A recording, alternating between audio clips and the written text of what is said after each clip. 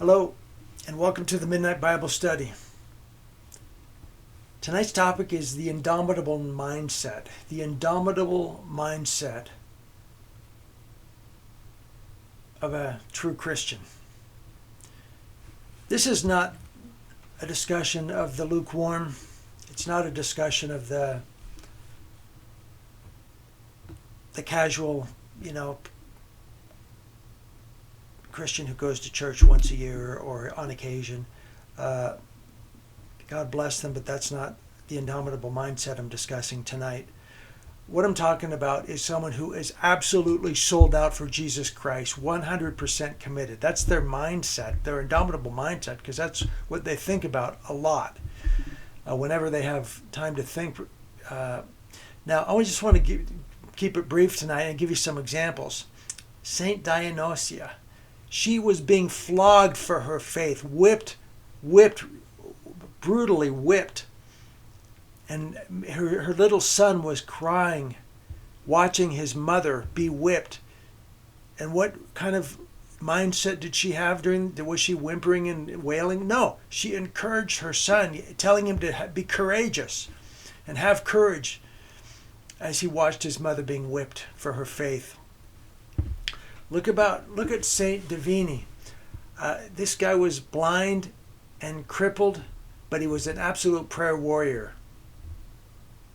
And so nothing could stop him from his mission. How about Saint Pamphilus?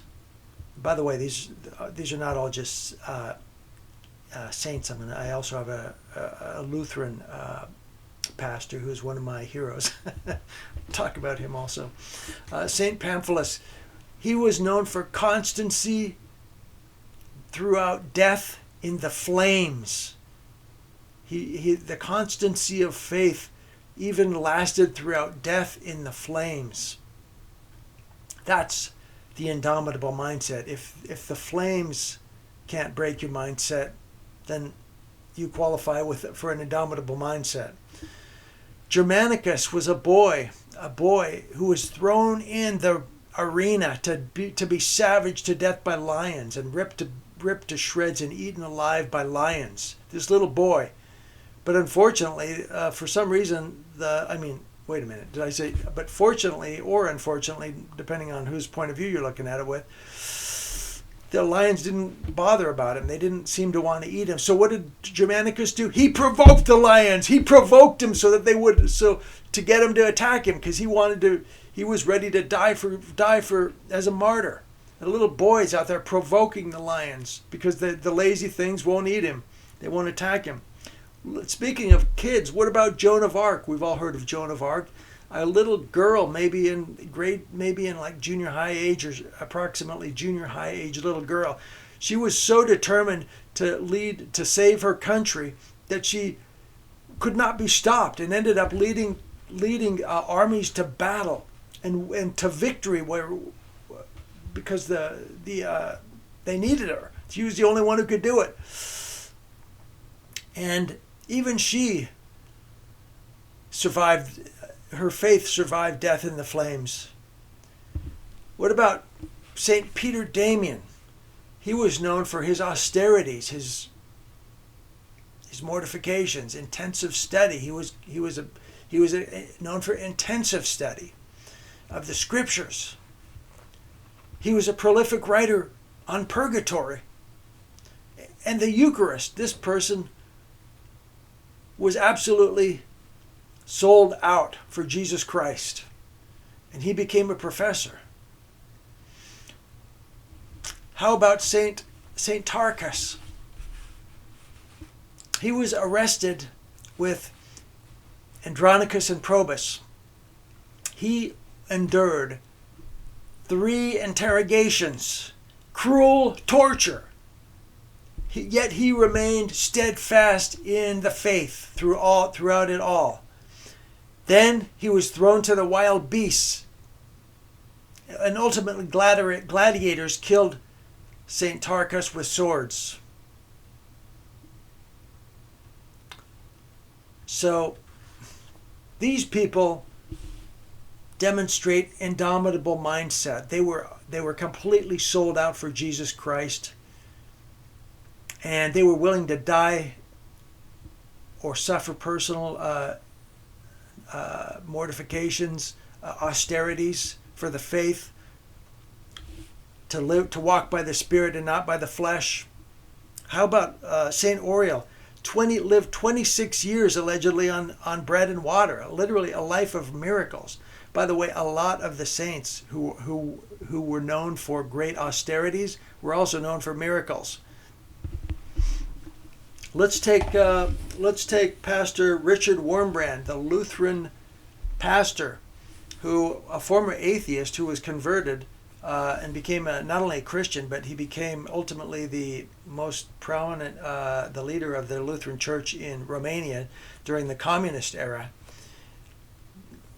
Richard Wurmbrand was an absolute Christian. He was known for great fasting. He was known for great knowledge of the Scriptures, great compassion for his fellow man, and witnessing to poor lost atheists. And he lived out 13 years in the death camps of Romania. 13 years he was in the death camps. And they tortured him for 13 years. He literally was in the death camps. He was under torture for 13 years. And they told him, look, we'll let you go. All you have to do is deny Christ, and we'll even give you your church back. You just run it the way we tell you, which essentially means they wanted to make it a mockery of the true church. Where the pastor denies Jesus Christ. So he was undergoing all kinds of unbelievable torture, and he could have ended it all with one word: yes, I'll do it, or 3 words: yes, I'll do it. I'll do what you want. But no, he wouldn't do it. He absolutely wouldn't even consider betraying his God, his Jesus Christ.